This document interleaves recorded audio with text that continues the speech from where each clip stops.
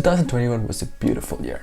You may think it was the pandemic, what am I talking about? A lot of bad things happened. True, bad things happened, but what matters is the actions you took despite. Last year, personally, I finished my PhD, I started learning Apple AR development, started this YouTube channel to document my journey towards it, which I'm so happy I did. After graduating, I got my first 3 clients. So a lot of good things happened during 2021, and a lot of bad things happened too. I was bedlocked for almost a month with COVID, heavy breathing problems, but that is life. Things happen. But what matters is what actions you take despite of the bad things. So that was a quick recap of 2021, but in this video what I want to focus on is the plans going forward 2022 and what the targets are. So before going into the plans for 2022 and what I have in mind, very important to frame all this in the context of a larger vision.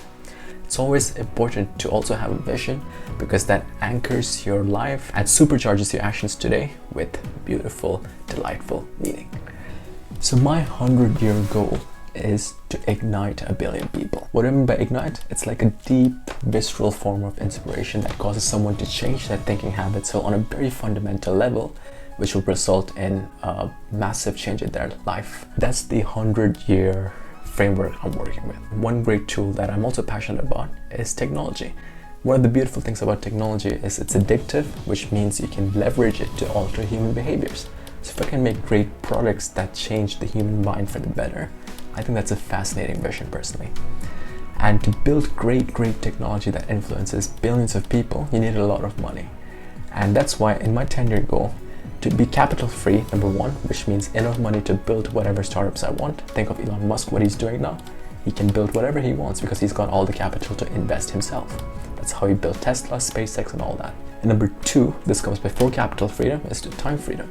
So this one is enough money to buy back my own time. I've always believed that we're slaves by nature because we need to work at jobs 9 to 5 for someone else in order to fund our living. But the whole idea is to buy back your time so that you don't have to work for anyone else to fund your living expenses, but you can do whatever you want with your time.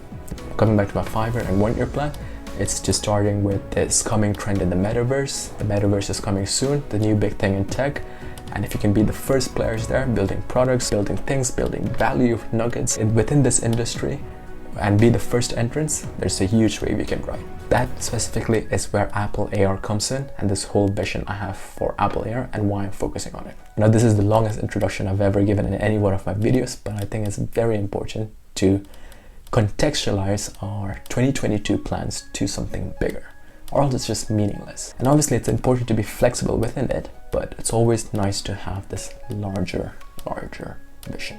I'm going to put 2022's plans into 3 different buckets. They're going to include freelance, audience building, and products. So with that in mind, I'm going to start with the freelance stage. So the freelance stage I see as a middle way between a job and a business, which gives you a source of income, but the kind of upside that lets you buy back more of your time and the more you stay in freelance.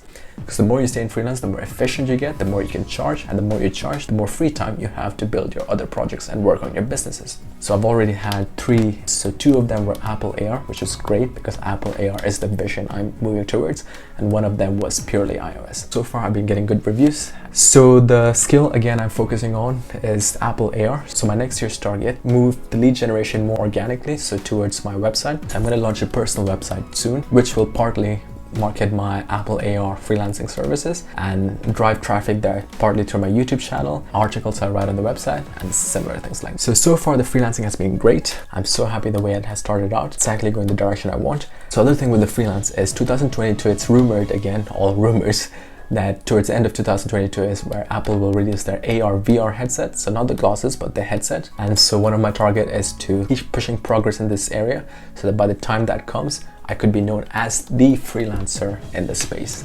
So already I'm getting great reviews on my Apple AR services, but I just want to blow that up by the time Apple releases the first headset, because when that happens, demand's gonna grow way more. So the freelance stage is not an end in itself. It's like a Patreon or an investor that not only funds my dreams, but also gets me skills in the exact industry I want to work in. So the clients I'm working with, Apple AR, it's been great because through them I've been able to making fully fledged AR apps for memory applications, and it's been great. So not only do you earn, but you also get the skills you need to thrive in this industry and make products there. This leads me to the second bucket, which is the YouTube channel. Now, the YouTube channel is a wonderful, wonderful decision I made during the pandemic.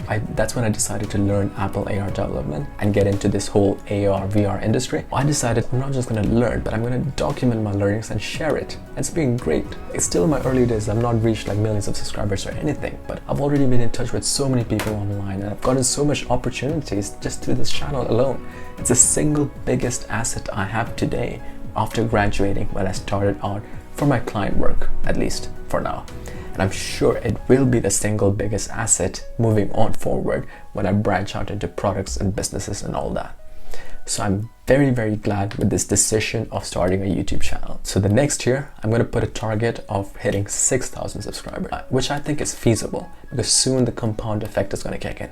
All the videos I've created, it's going to feed itself, and the kind of network effect is going to start playing out. And the second target I have for this YouTube channel is to release my first complete Apple AR course. I'm going to talk more about that eventually when I have that in paper.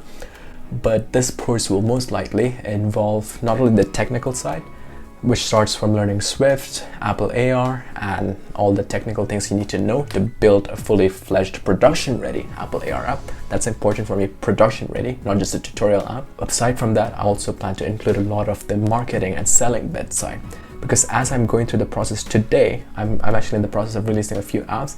I came to realize that there's a lot of things, the legals, the privacy policies, sharing, reviewing apps, App Store optimization, a lot of things outside of coding itself that people do not really talk about a lot. Yes, some people talk about bits and pieces here and there, but there's nothing I've found so far at least that goes through everything you need to do, publish an app, a production ready app, and build the correct infrastructure around it for marketing and SEO and all that.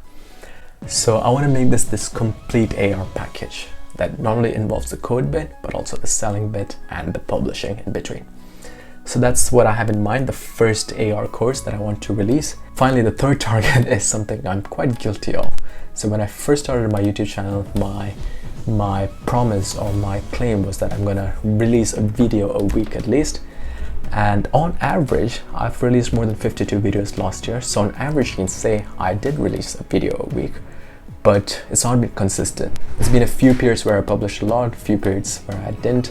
So next year, I wanna again publish 52 videos, but this time being consistent, one every week. Because I think that's the best way to pace it out and have an engaged audience, because engagement is very important. Also, I've enjoyed live streams quite a lot. I've never expected it was just like trial runs I've done. I've always done live streams when I didn't have content to publish.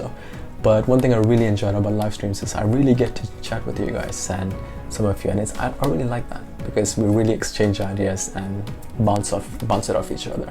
I think live streams are a great way to go. So yeah, those are the 3 targets I'm putting in within the audience building bucket. Hit 6K, first Apple AR course, and 52 videos again for this year. Obviously for the 52 videos, I want the quality to go up. It's not enough to keep it at last year's quality. The editing needs to go up.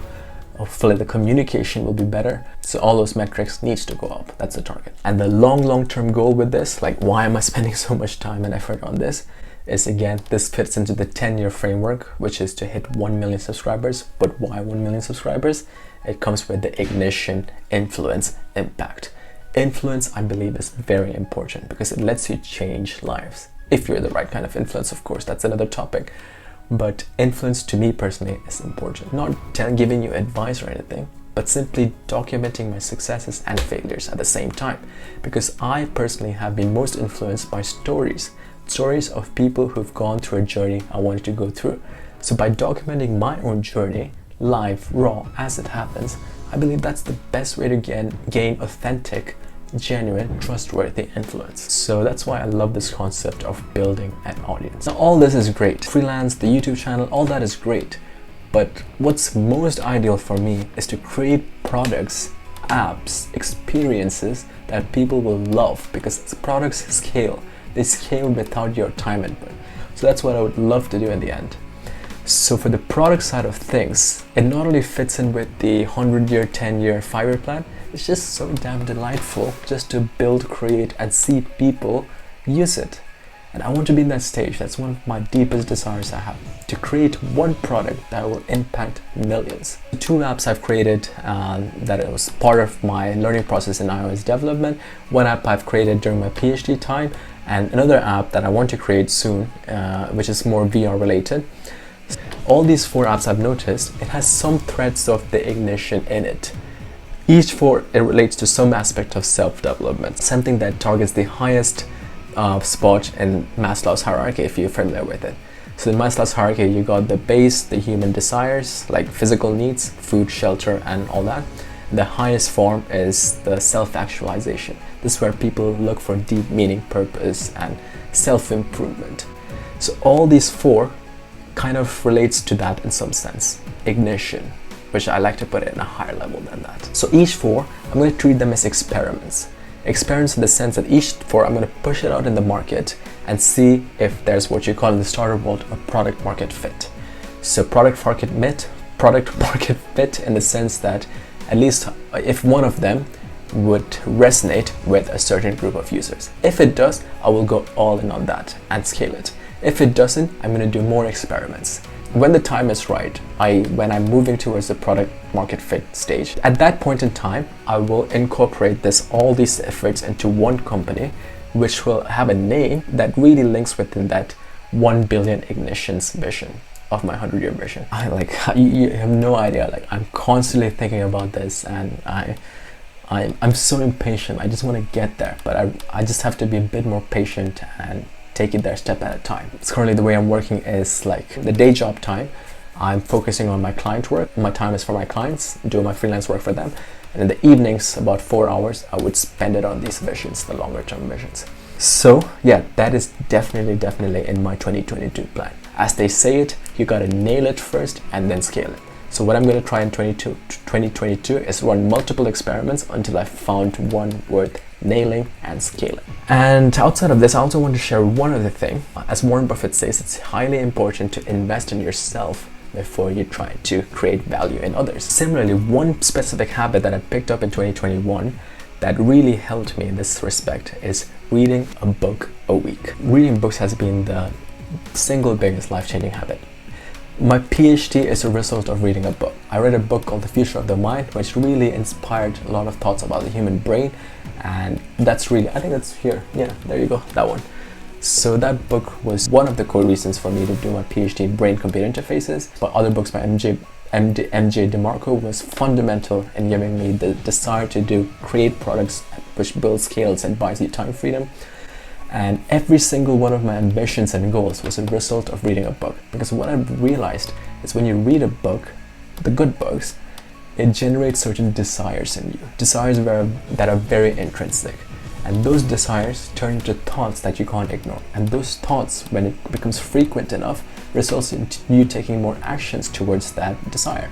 And the more actions you take, the more results you get. You can really kind of trace it down to books. So my thing is, the more books I read, the more I expand my horizons, the more ideas I get, and it's ideas at the end of the day that lets you change things. So with that said, happy 2022, and as we enter this new year, I wish you all the best, and let's make it much more better than the previous year, and let's move in towards this new era that is coming.